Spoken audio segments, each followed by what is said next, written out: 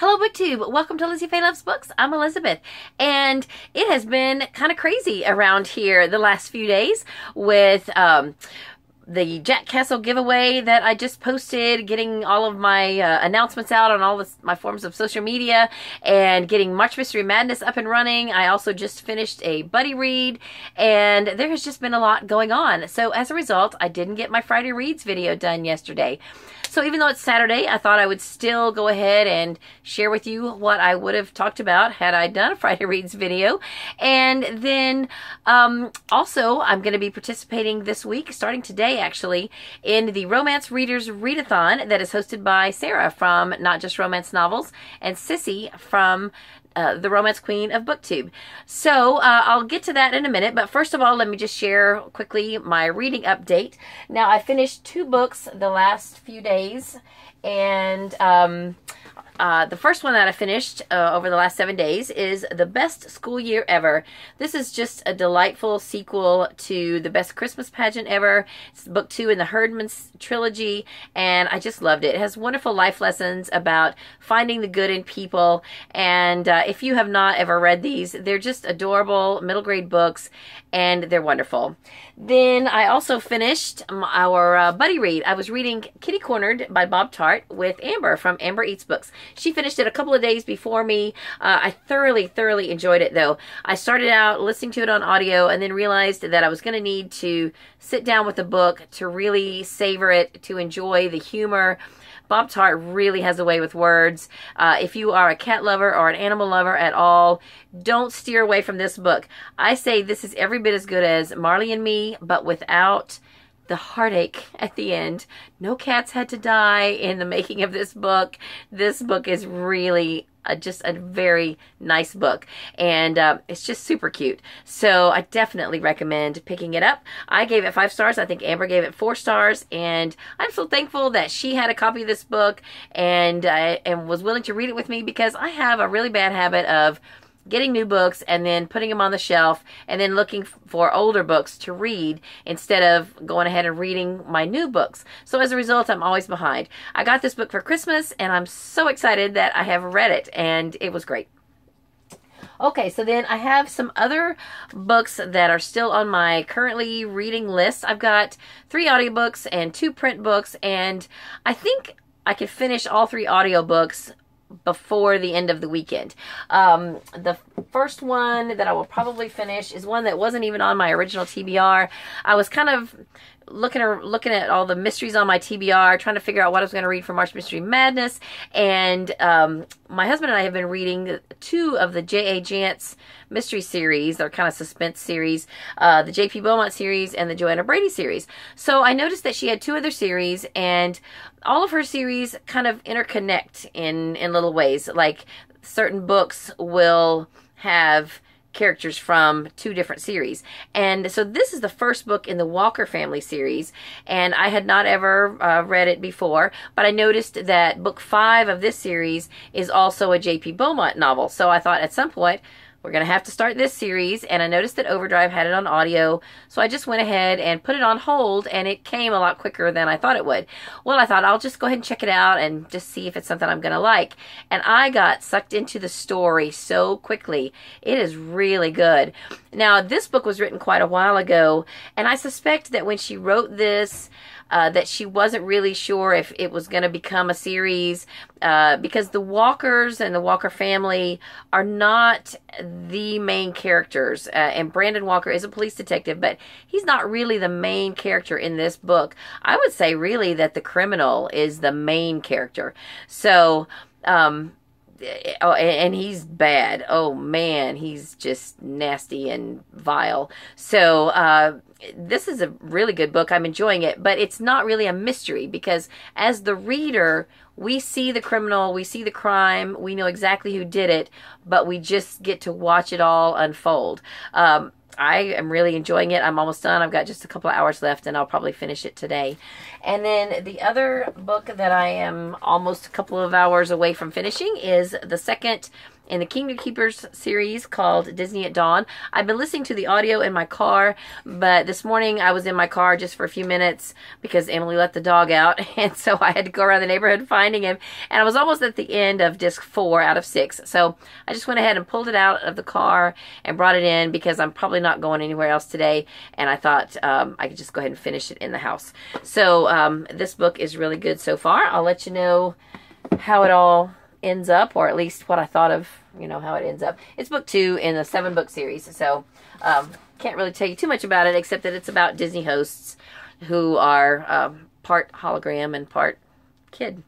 All right, then I have not picked up the Lonesome Dove. I haven't picked up Lonesome Dove this week because I've been trying to be good, and I didn't want to get any farther ahead of the group, and I've only got one section left, and we're not supposed to start that section until Monday. So in the meantime, my husband said he had the movie adaptation on VHS, and so he dug it out of his eBay inventory, and I've been watching it. I've only watched the first disc. There's 4.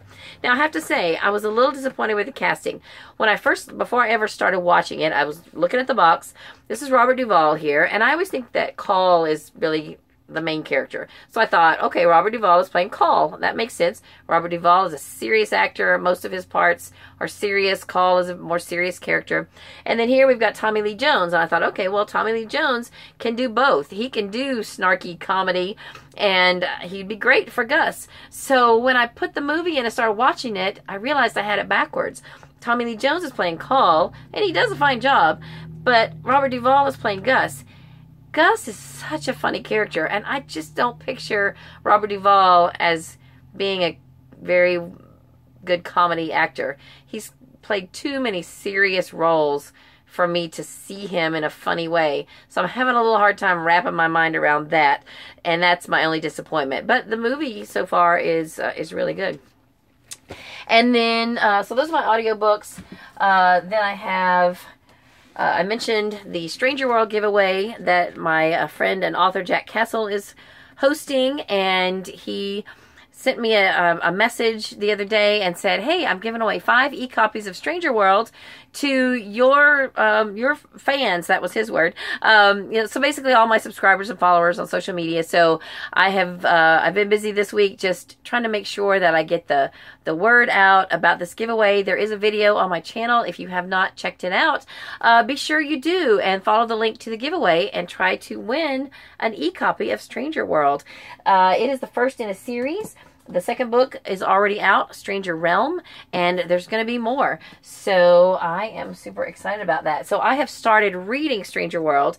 Now don't let the size fool you. It's actually not that long of a book. It is kind of double-spaced and big font. I read the first 50 pages in maybe a little over an hour, and I'm a slow reader. So for me, that was pretty good. And so I am, once I had to finish up my buddy read first before I could continue on, but now I'm ready to sit back down with this and read another section today. So that's really good. Then I have one other print book that has just been hanging on. I haven't even looked at this book this week. However, this brings me into the Romance Readers Readathon because I think I could finish this and read a couple of other books for the readathon and get the challenges covered. Now, this doesn't really exactly fit any of the challenges for the Romance Readers Readathon, but I'm going to kind of stretch it a little bit, and I'm going to use this for the Romantic Suspense Challenge.